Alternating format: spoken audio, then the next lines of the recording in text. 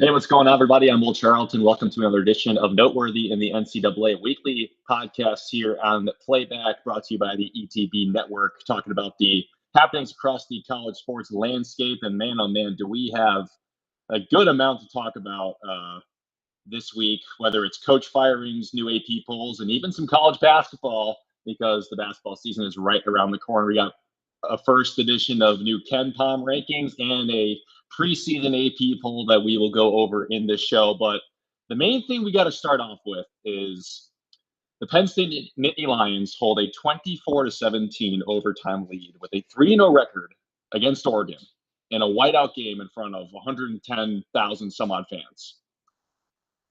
That begins a 3-game losing streak after that moment. James Franklin thinks he's securing his job. Then they go on to lose to a 1-4 UCLA. Sorry, 0-4 UCLA the week after as a 28.5-point favorite, and follow that up as a 21.5-point favorite against Northwestern and lose that game as well. They lost back-to-back weeks to two of the worst teams in the Big Ten. And just like that, after 11 full seasons in the midst of his 12th, James Franklin is out as head coach at Penn State. I just think that he, in terms of how much success he had at Penn State, he did good things, sure, but, Penn State's always been that team that's like, they're right there. They can't get there. They're right on the edge. They're right on the edge every single year. They can't win the game that matters the most, because even the year they won the Big Ten, I think they just missed out in the playoff because they had 2 losses already. And so that was the year they went to the Rose Bowl and lost to USC in that crazy game between Trace McSorley and Sam Darnold. So yeah, it's just, they've always been right below the Ohio States, the Michigans, the Michigan States even, because Michigan State made a playoff in 2015.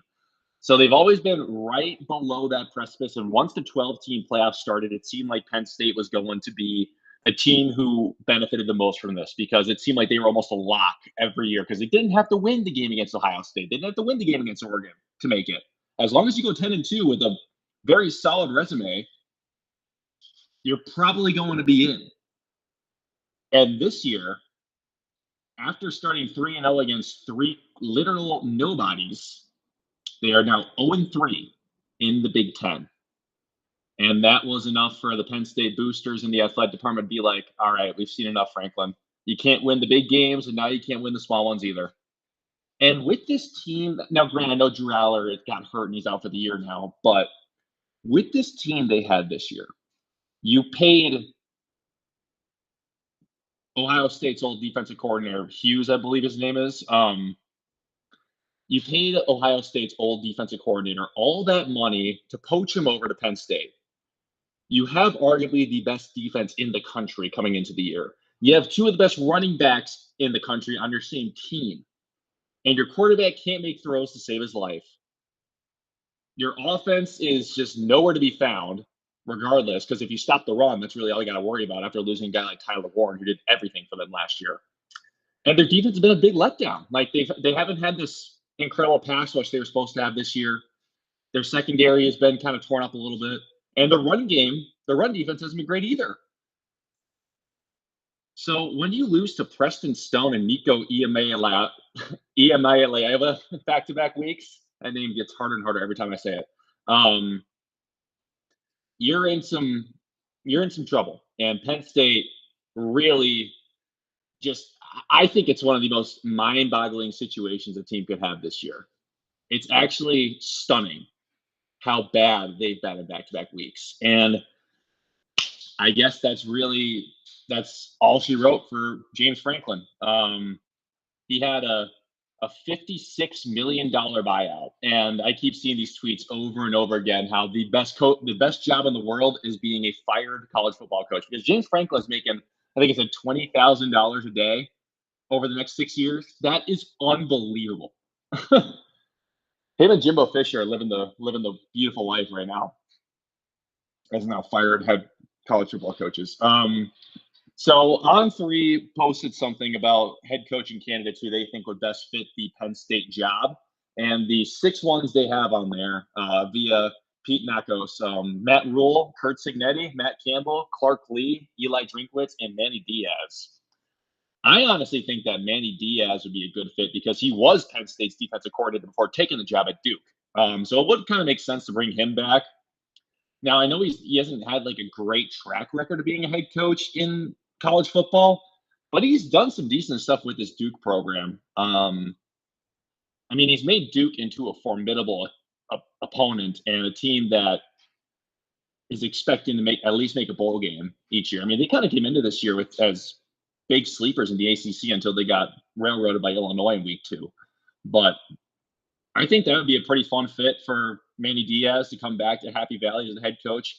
Matt Rule and Kurt Cignetti are interesting. I just have a really hard time thinking that they'd be able to poach a Big Ten coach to come to Penn State, especially Kurt Cignetti with how much he's changed Indiana from a literal doghouse program to now. They're in the Big Ten's elite after this weekend, beating Oregon on the road. They are right there with Ohio State. It's Indiana and Ohio State among the Big Ten's elite now.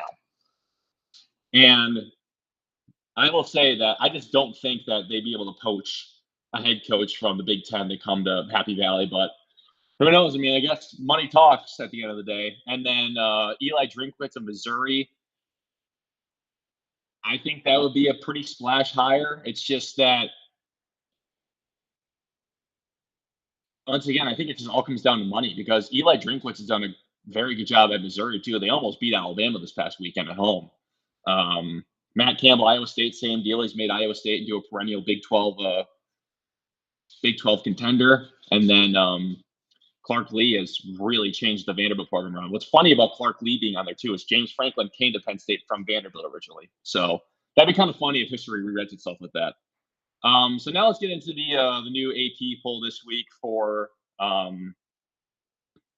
week 8. I'll share my screen here in a second so you guys can see this with me here. So yeah, here we go. Here's the new AP poll. Ohio State stays number 1 for a 34-16 win over Illinois, who was ranked 17th at the time, now drops out after having losses to 2 of the best teams in the country, Ohio State and Indiana. I get it was by a combined 70 some odd points, but still, Illinois' 2 losses are to Ohio State and Indiana, who are currently ranked 1 and 3. USC is back in at 20 after beating Michigan. USC's only losses to Illinois on the road. Texas A&M swaps with Ole Miss. Ole Miss drops after a 3-point win against Washington State, which is pretty embarrassing at home to only beat Washington State by 3 points. Ole Miss has something to figure out there. One thing I don't understand, how Texas Tech is still behind Alabama. Texas Tech is undefeated. They have rolled over all their opponents so far. They were my pick to win the Big 12 preseason. That's looking like a pretty good pick right now. I just don't understand how Texas Tech is behind Alabama after Bama. I mean, I get that Bama's turned a corner. But also one thing I want to make mention of in this is that 10 SEC teams are ranked. Texas is back in at 21. They shouldn't be. I don't think they should be at all. I get they beat Oklahoma. Oklahoma played terrible, and John Mateer showed himself in that game with a hurt hand. Notre Dame at 13 with 2 losses. I just don't get it. I mean, their best win so far is Boise State. I don't get it. I really don't.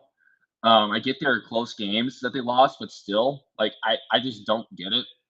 Why they're that high with a 3-2 record or whatever it is now. And then that's a funny one at the end of the poll right there. I really wonder what would happen if Cincinnati and Nebraska played at a neutral field. Really wonder what would happen. In case you don't know, Nebraska beat Cincinnati on a neutral field in week 1, and Cincinnati is ranked ahead of them. The AP poll is such a joke, man. I mean, I can't wait for when the actual initial ranking of the college football playoff poll comes out, because it's so frustrating to me when you see all these teams on here. It's like, do these people watch football? I mean, we talk about all the time, Forever Power 5. Just how it's so mind-boggling that there are just these AP voters who vote these teams in here, and it's like, really? So I don't know. I mean, I think it's kind of ridiculous that some people are allowed to be on this AP poll. Just clearly must not watch football. Also want to make mention of a couple other coaches who got fired this week. Trent Bray, the head coach of Oregon State, is gone from Corvallis, and Trent Dilfer, the head coach of Alabama Birmingham, is fired as well. So there have been so many crazy things about the coaching carousel throughout college football right now, because also going to be fired probably at some point this year, Luke Fickell, the head coach of Wisconsin. He has been abysmal. They just lost 37-0 at home to Iowa. Like, if Luke Fickell isn't, I don't know how he still has a job, and it's Monday. I really don't. It's one of those things that it's so hard to wrap my mind around how Luke Fickell still has a job, and it's Monday. Anywho, that's just how it goes, I guess.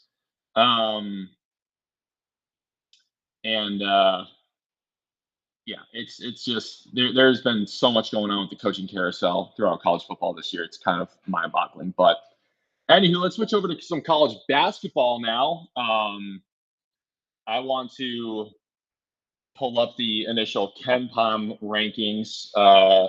Just kind of read off the top 10 once I can find them here. But basically, to make things, if you're not aware what the KenPom rankings are, it's basically the best way to rank college basketball teams because it takes everything into consideration. It uses numbers, it uses metrics, it uses preseason numbers.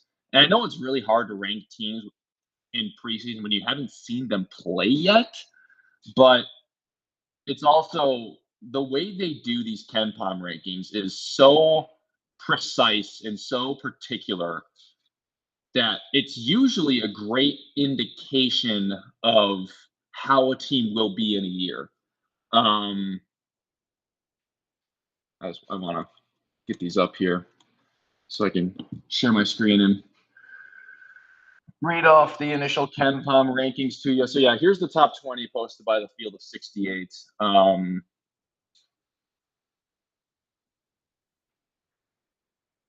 And then I'll also read off the preseason AP poll just to give you guys an idea of how different things are. So Houston, just because of the fact that they are so well-rounded still, and Kelvin Sampson's a great defensive coach, they're number one, which is kind of ironic. They're above Florida because Florida beat them in the national championship game, but it makes sense. It makes sense. Purdue's number one in the AP poll, Houston's number two, and Florida's number three. So those three teams are all the same according to the AP poll and KenPom, just in different order. And then Kentucky 4, KenPom.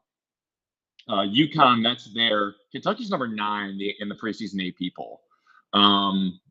Whereas UConn is number 4 in the preseason AP poll, and they're number 5, KenPom. Illinois, number 6. They're number 17 in the AP preseason poll.